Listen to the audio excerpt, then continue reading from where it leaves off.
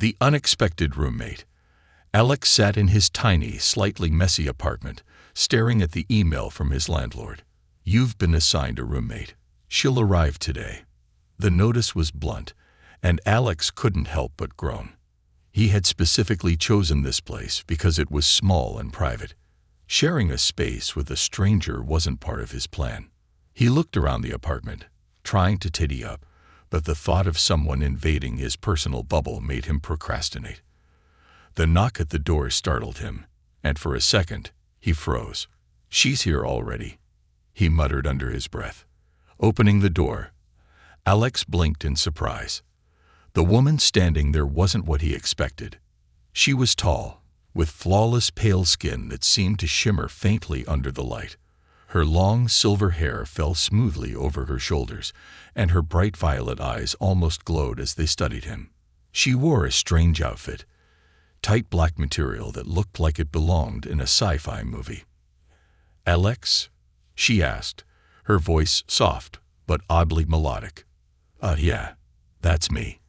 He cleared his throat, trying not to stare. "You must be the new roommate." "I am Siren," she said, stepping into the apartment without waiting for an invitation. Her movements were fluid, almost unnatural, as if she was too graceful to be human. Alex closed the door and watched as Siren looked around the small living room with curiosity. "So, where are you from?" he asked, trying to break the awkward silence. She glanced at him, her violet eyes narrowing slightly. "Far away," she said cryptically. "Very far away." Alex chuckled nervously. "Right. Okay. Well, your room is down the hall. It's not much, but it's got a bed and some storage." Siren nodded and disappeared into the room without another word. Alex exhaled, relieved to have a moment to himself. There was something odd about her. She didn't look like any person he'd ever met. Her voice, her movements, even the way she looked at him. It was unsettling. That night, Alex struggled to sleep. He couldn't stop thinking about his strange new roommate. Around midnight, he heard soft footsteps outside his door.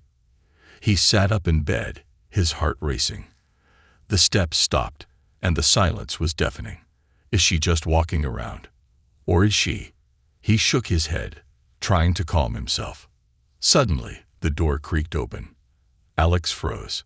Standing in the doorway was Siren, her violet eyes glowing faintly in the darkness.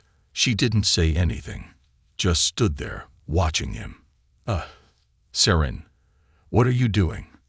Alex asked, his voice shaky. She tilted her head slightly, her expression unreadable. "You were moving in your sleep. I thought something was wrong." "I'm fine," Alex said quickly. "People move in their sleep. It's normal." Siren didn't move. Her glowing eyes seemed to pierce through him, as if she was analyzing him. Finally, she said, "Humans are strange."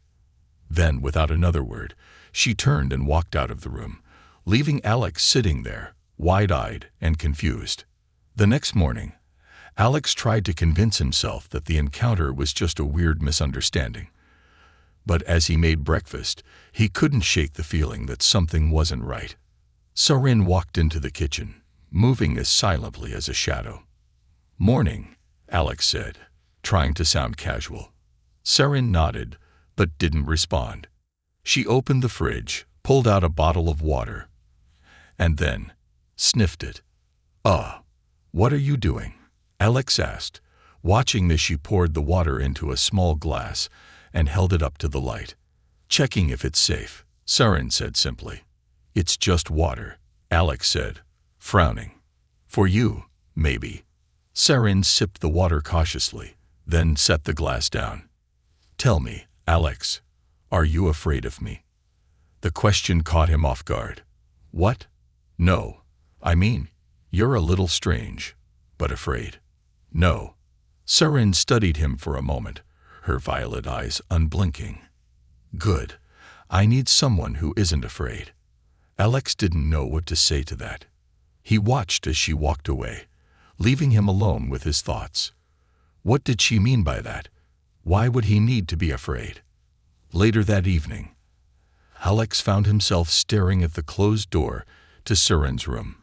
Curiosity gnawed at him. She had brought only a small bag when she moved in, but he couldn't shake the feeling that she was hiding something.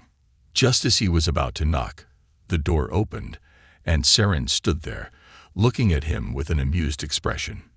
"Do you need something?" she asked. Alex stammered. No. I was going to ask if you needed anything." "I don't," Seren said, her voice calm. She stepped out of the room, carrying a small device in her hand. It looked like a phone, but sleeker and glowing with strange symbols. "What is that?" Alex asked, unable to hide his curiosity. Seren smiled faintly. "Something important. Don't worry about it." As she walked away, Alex couldn't help but feel that his life was about to get a lot more complicated. Something about Seren didn't add up, and he was determined to figure out what it was. But deep down, he couldn't shake the feeling that whatever she was hiding might be more than he bargained for. Strange rules and stranger behavior. Alex woke up to a strange, metallic hum vibrating through the walls. He glanced at the clock. 3:14 a.m. Who would be awake at this hour? The hum grew louder, and a faint blue light flickered under Seren's bedroom door. Cautiously, Alex tiptoed down the hallway, his curiosity outweighing his common sense. As he approached her door, the hum suddenly stopped, replaced by complete silence. Just as he raised his hand to knock, the door creaked open on its own. Seren stood there, her glowing violet eyes narrowing. She didn't seem surprised to see him. "What are you doing up?" she asked, her voice calm but carrying an edge of warning. Alex hesitated. I heard something. Thought maybe something was wrong." "Nothing is wrong," she said, stepping into the hallway. She shut the door behind her quickly, almost as if she was hiding something. "But we need to talk." Alex blinked. "At 3 in the morning?" "Yes."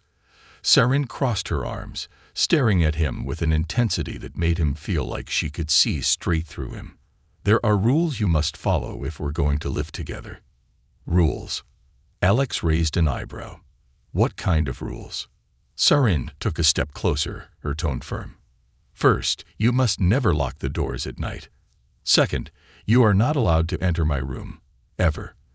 And third, if you hear noises, do not investigate. Do you understand?" Alex frowned. "That's weird. Why can't I lock the doors? And what kind of noises are we talking about?" Seren's gaze hardened. "Do you understand?" she repeated, ignoring his questions. "Fine. I get it," Alex muttered, though every part of him wanted to argue. Satisfied, Seren turned and walked back to her room. Alex stood there for a moment, wondering what kind of roommate he had just inherited. The next day, Alex tried to focus on his work, but Seren's strange rules kept nagging at him. He decided to test one of them, just out of curiosity. When Seren went out for a walk, he locked the front door. Nothing happened at first, but as the sun set and darkness crept in, the air inside the apartment felt different, heavy. A low scratching sound echoed from the front door, like claws raking across the wood. Alex froze, his heart pounding.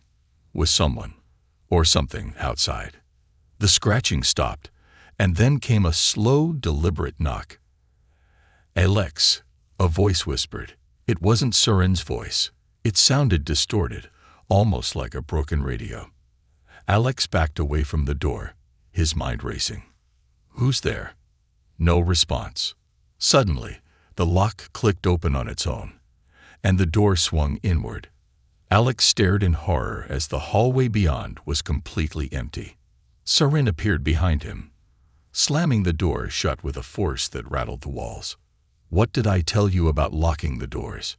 she hissed, her violet eyes glowing fiercely. "I didn't think." Alex started, but she cut him off.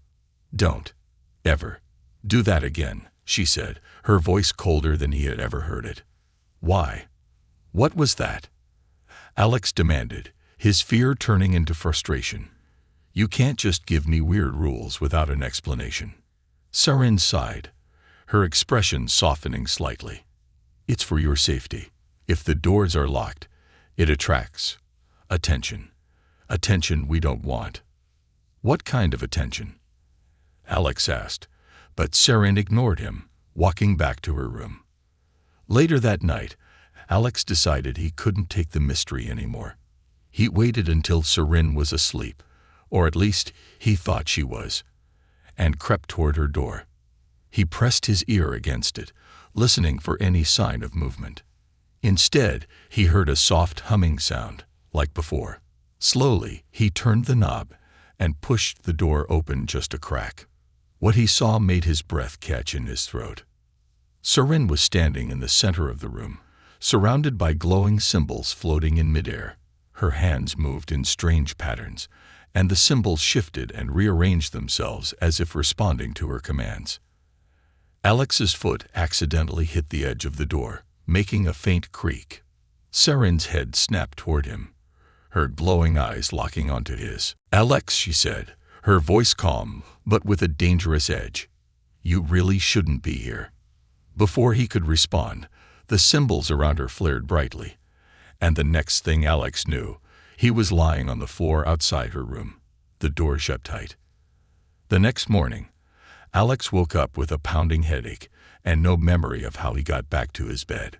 Sarin acted like nothing had happened, but Alex couldn't shake the feeling that he had just stumbled into something far bigger and far more dangerous than he ever imagined. The truth revealed. The silence in the apartment was heavy, broken only by the faint hum of the mysterious device Alex had accidentally activated. The glowing symbols on the device pulsed, casting an eerie light across the room. Sarin stood frozen, her violet eyes locked on Alex as if calculating what to do next. "What is this thing?" Alex stammered, holding the device out like it was a live grenade. Sarin snatched it from his hands, her movements fast and precise. "You shouldn't have touched this," she said sharply, her usual calm replaced by something closer to panic. "Well, maybe you shouldn't leave alien tech lying around." Alex shot back, his frustration outweighing his fear. "And don't tell me it's not alien, because nothing about this, about you, is normal." Sarin hesitated, her glowing eyes dimming slightly as she looked at him. For a moment, Alex thought she was going to deny it again, but instead, she sighed and sat down at the edge of the couch. "You're right," she admitted quietly. "I'm not from here." Alex blinked, his brain struggling to catch up. "Wait. What? You're actually saying you're not human?" Sarin finished for him. "I'm from a planet far from this one. A place you wouldn't understand." The room felt like it shrank around Alex as the weight of her words sank in. "You're an alien," he said, more to himself than to her. "Yes." Alex's mind raced. "But why are you here? Why live in a crappy apartment on Earth, of all places? Shouldn't you be in some spaceship or—" "Because I'm hiding," Sarin interrupted, her tone sharp. "And because I didn't have a choice." "Hiding? From who?" She hesitated again, as if deciding how much to tell him.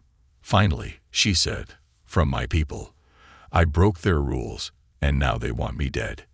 Alex sat down across from her, his curiosity battling with disbelief. "What kind of rules?" "The kind that don't allow for mistakes," Sarin said bitterly. "I trusted someone I shouldn't have. I shared knowledge that was meant to stay secret. When they found out, I became a liability." "So they're hunting you," Alex said, piecing it together. Sarin nodded. "They've sent hunters to track me down. That's why I needed a place to hide, and why I gave you those rules. The locked doors, the noise, it all attracts attention. Their technology can sense disturbances. If they find me, they'll kill me, and anyone who gets in their way." Alex leaned back, his head spinning. "This is insane. You're telling me we've got alien bounty hunters roaming around, and they could show up here at any moment?" "Yes," Sarin said simply.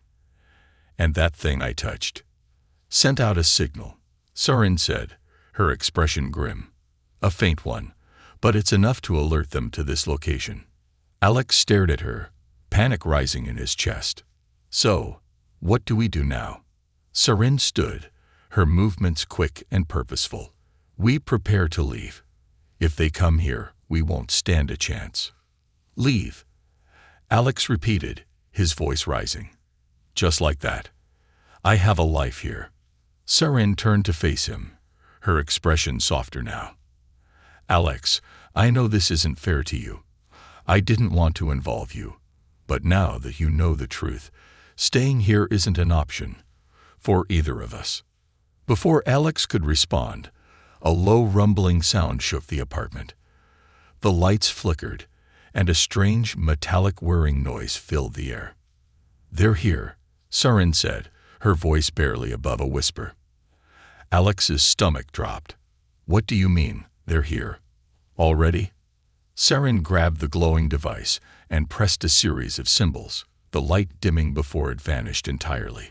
They're fast when they catch a signal. We need to move.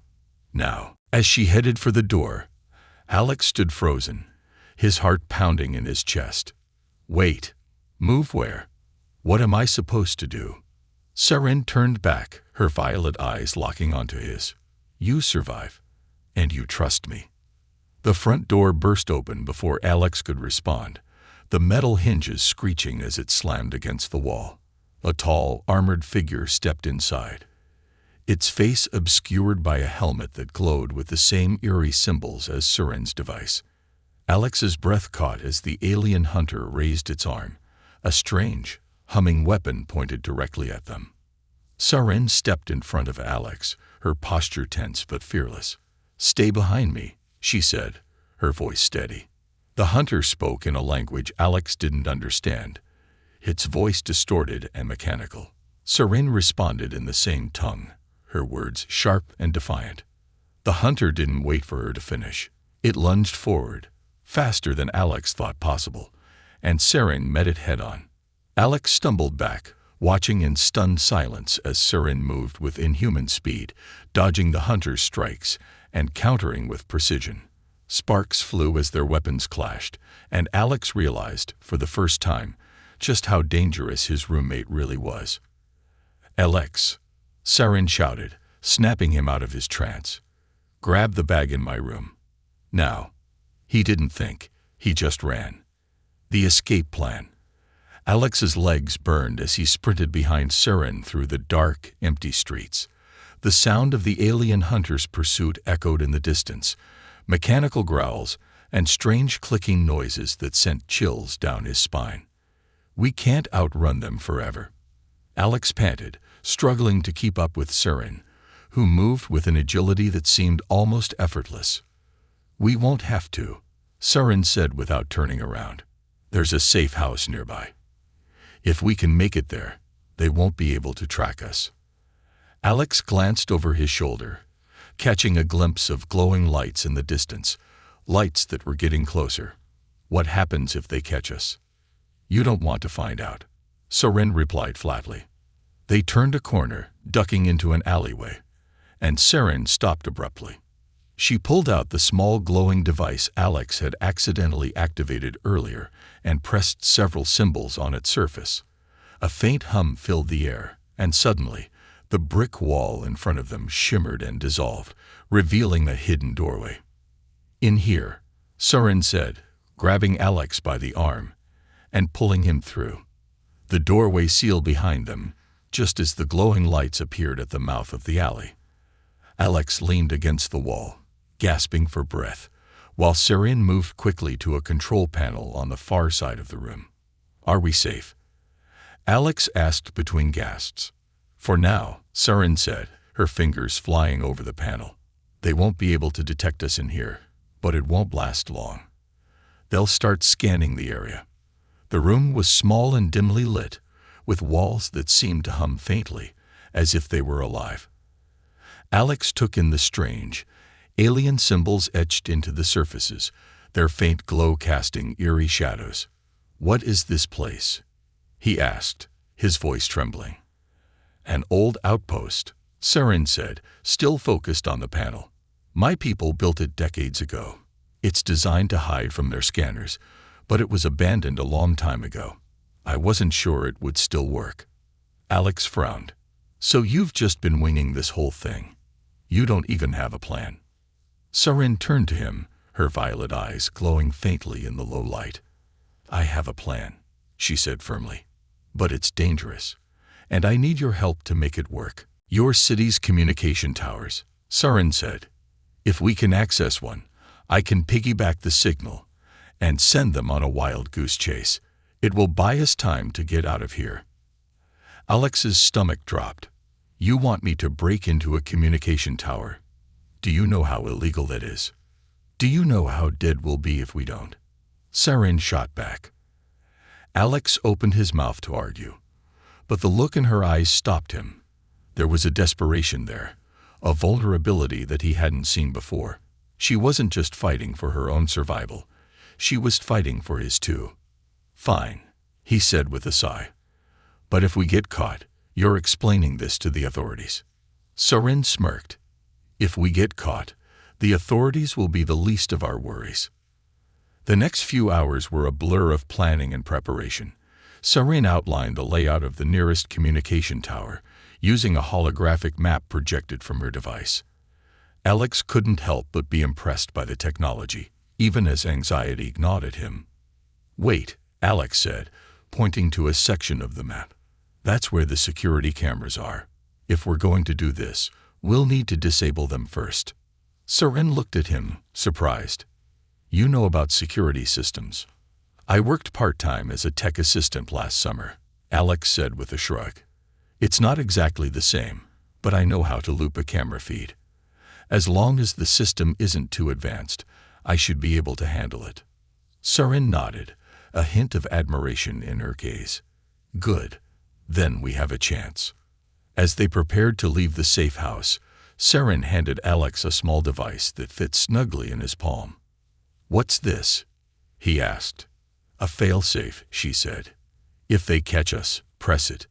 It will create an electromagnetic pulse strong enough to disable their equipment, but it will also take out everything within a 10-meter radius, including us. Alex swallowed hard. Comforting.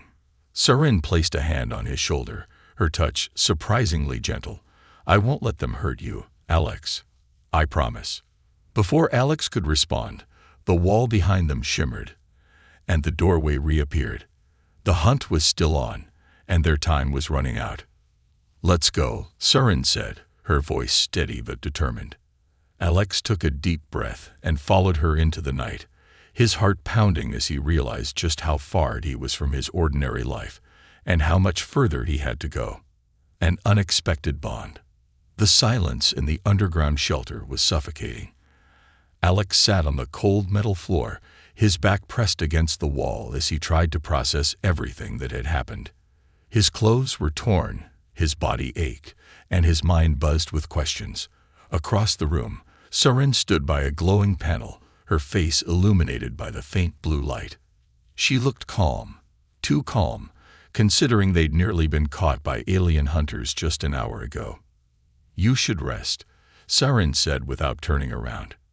Alex scoffed. Rest? After all this? Yeah, sure. I'll just close my eyes and pretend everything's fine. Saren sighed and turned to face him, her violet eyes softening. I know this is hard for you, Alex, but panicking won't help either of us. Alex clenched his fists. You're acting like this is normal, like running for your life from alien bounty hunters is just another Tuesday. How are you so calm? Saren walked over and sat down across from him, her movements deliberate. Because I've been running my whole life, she said quietly. That shut Alex up. He studied her face, noticing the exhaustion hidden beneath her composed exterior. You mean, this isn't the first time? She shook her head. No, it started the moment I left my homeworld. I knew the price of my actions, but I never thought it would go on this long. Alex hesitated. He wanted to ask more, but something in her expression told him it wasn't a topic she wanted to dwell on. Instead, he said, Why did you trust me? I mean, you could have just kept running on your own. Why stick around with a random human? Surin's lips curved into a faint smile. Because you didn't run when you had the chance. Most people would have left the moment they found out the truth. But you stayed. That says something. Alex shrugged, trying to downplay her words. Maybe I'm just too stupid to know when to run. Surin chuckled softly. Or maybe you're braver than you think. For a moment, the tension between them eased. Alex found himself relaxing, the fear and adrenaline giving way to something else, something he couldn't quite name. The moment didn't last long. A sudden faint vibration in the walls made both of them freeze. They're scanning again, Surin said, her voice barely above a whisper. She grabbed the device from her pocket and stared at it intently. They're getting closer. How do they keep finding us? Alex asked, his voice tinged with frustration. We've been careful. They're not tracking us, Surin said, her brow furrowing. They're tracking me. Alex frowned. What do you mean? Surin hesitated, then pulled back the sleeve of her shirt, revealing a faint scar on her forearm. They implanted a tracker in me before I escaped. It's dormant most of the time. But every time I use my tech, she held up the glowing device. It activates briefly. That's how they keep narrowing the distance. Alex stared at the scar, anger flaring in his chest. So you're telling me every time you save us, you're also putting us in more danger? Surin nodded. Yes, and that's why I need to do something about it. Now. She reached into her bag and pulled out a small, sharp instrument that looked far too much like a surgical tool. Alex's eyes widened. Wait. You're not seriously going to cut it out yourself, are you? I don't have a choice, Surin said, her voice steady. Like hell you don't. Alex shot back. He stood up and grabbed the tool from her hands. You can't just do surgery on yourself in the middle of a crisis. You'll pass out, bleed out, or worse. Let me help. Surin raised an eyebrow. You're not a doctor. No, but I've watched enough survival shows to know the basics, Alex said, trying to sound more confident than he felt. Besides, it's better than you trying to do it alone. For a moment, Surin looked like she was going to argue. But then she sighed and handed him the tool. Fine. But if you mess this up, you'll kill me. Got it, Alex said with a nervous grin. The next few minutes were a blur of adrenaline and shaky hands. Surin directed him through the process, her voice calm despite the pain. Alex's heart raced as he carefully removed the tiny tracker, a glowing shard no bigger than a fingernail. When it was done, Surin slumped back against the wall, her face pale but relieved. You did it, she said softly. Alex held up the tracker, his hand trembling. Now what?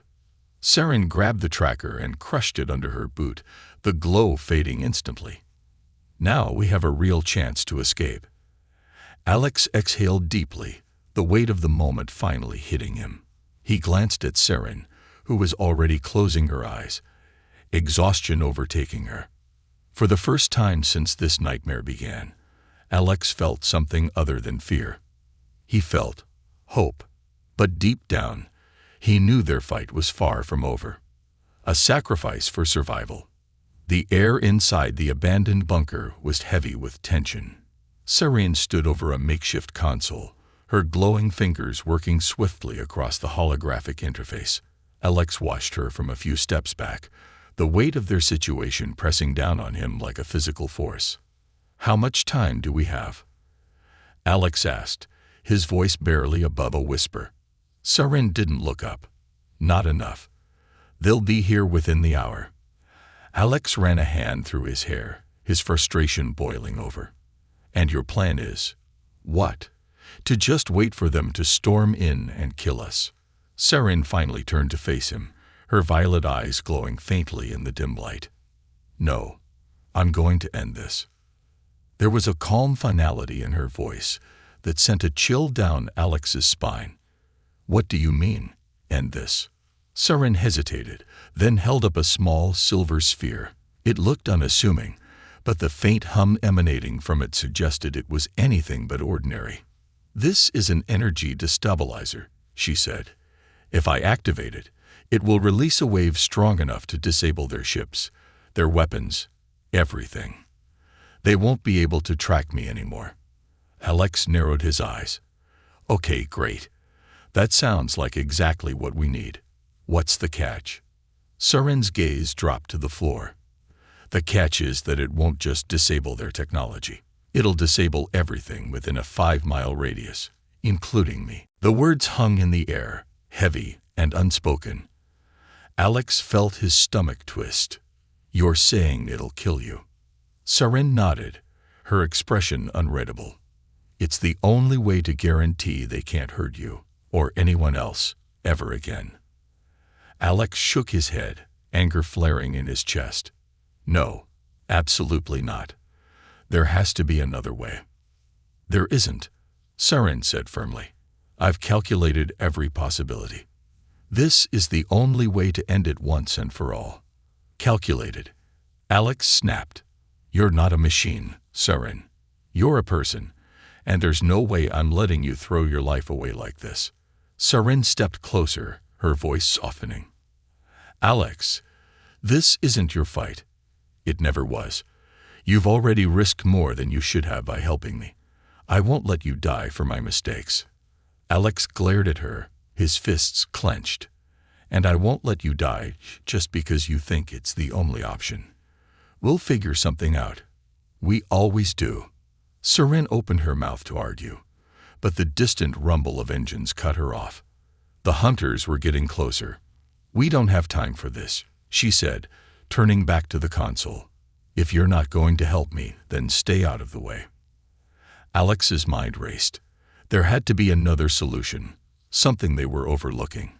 His eyes fell on the glowing device she had been using earlier to manipulate the signals. "Wait," he said, his voice sharp. "What if we use their own technology against them?" Saren paused, glancing over her shoulder. "What are you talking about? You said their ships rely on advanced energy systems, right? What if we overload them?" Saren frowned.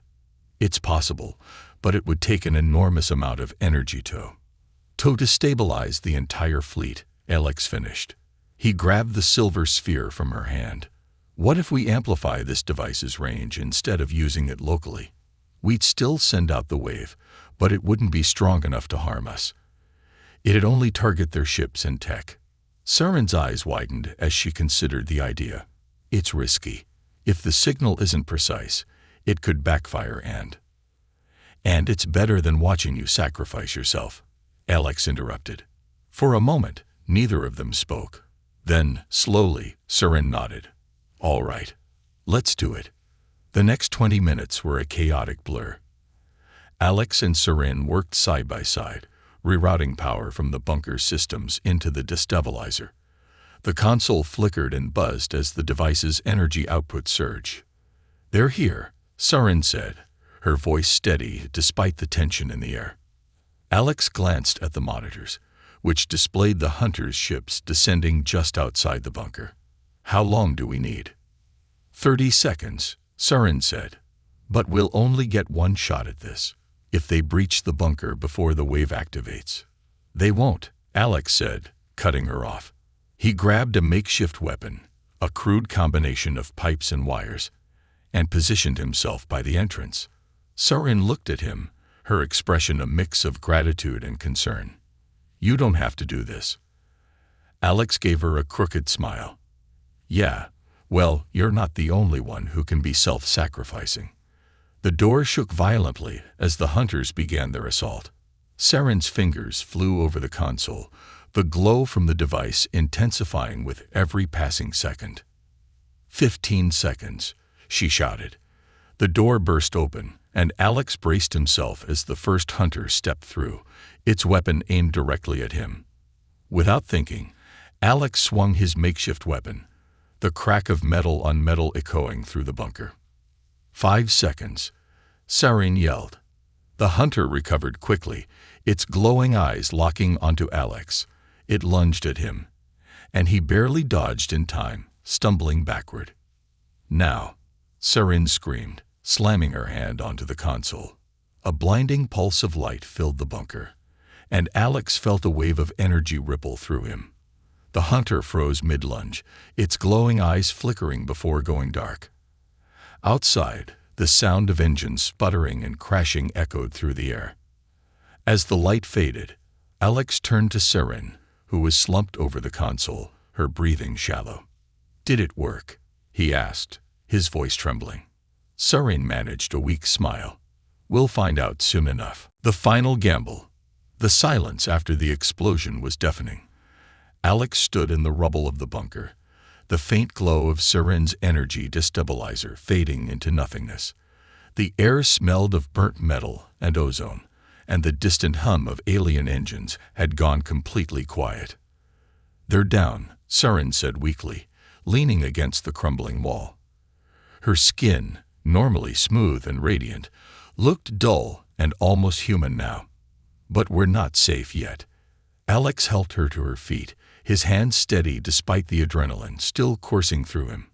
"What do you mean?" "That blast took out everything. They're finished." Sarin shook her head. "Not all of them. The hunters don't rely on a single fleet. Reinforcements will come. They always do." Alex clenched his fists. "Then we finish this now. No more running, no more hiding. We make sure they can't come after you, or anyone else, ever again." Sarin studied him for a moment, her violet eyes flickering faintly. "You don't owe me this, Alex. You could walk away right now, go back to your life. You've done more than I ever expected." Alex gave her a crooked smile. "Yeah, well, my life was pretty boring before you showed up. Besides, I'm not leaving you to face this alone." The plan they formed was reckless, desperate, and borderline suicidal. The remaining hunter ship had crashed in the forest just outside the bunker, its engine smoking and its hull cracked but still intact. Inside, Sarin explained, there would be a core, a central power source that controlled the hunters' communication network. If they could destroy it, they could sever the connection between the hunters and their reinforcements, leaving them stranded and powerless. "The core will be heavily guarded," Sarin warned as they made their way through the dense forest. "And if it overloads, the explosion will be significant." Alex raised an eyebrow. "Define significant." Sarin hesitated. "It could take out the entire forest." Alex let out a low whistle. "Great. No pressure." They reached the crash site just as night fell. The hunter ship loomed before them, its jagged edges glowing faintly in the dark. Alien symbols pulsed along its surface, and strange sounds echoed from within. Mechanical clicks and guttural growls that made Alex's skin crawl. "Stay close," Sarin whispered, her voice barely audible. They crept through the wreckage, dodging patrols of hunters that moved with eerie precision. Alex's heart pounded as they reached the central chamber, where the core pulsed with an otherworldly light. "There it is," Sarin said, her voice tinged with both awe and dread. The core was enormous, a swirling mass of energy encased in a transparent sphere. It hummed with raw power, and Alex could feel its vibrations in his chest.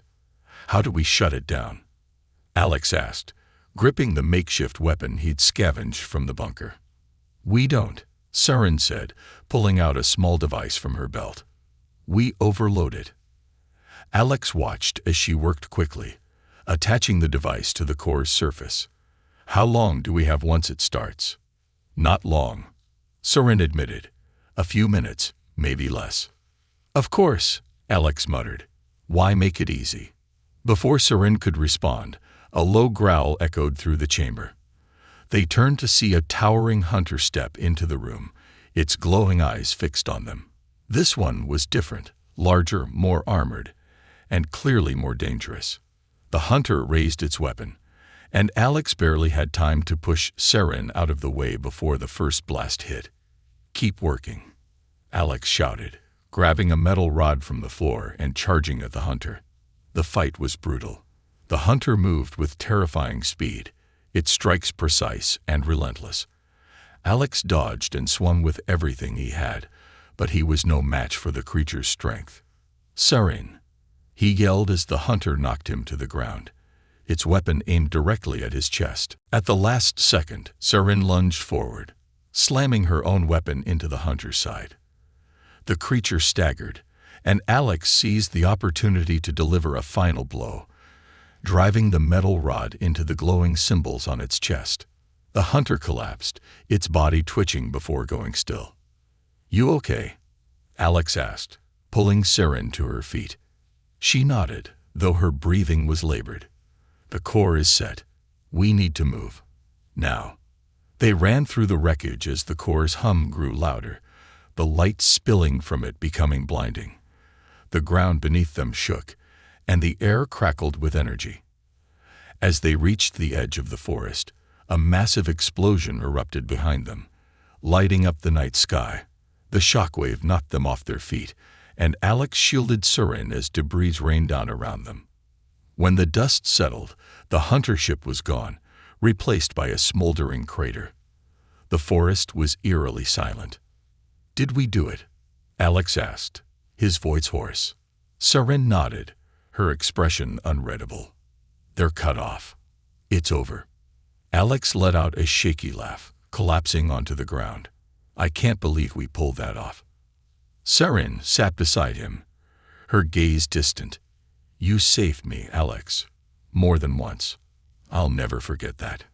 Alex looked at her, his heart swelling with something he couldn't quite name. "You don't have to thank me. We're a team now, remember?"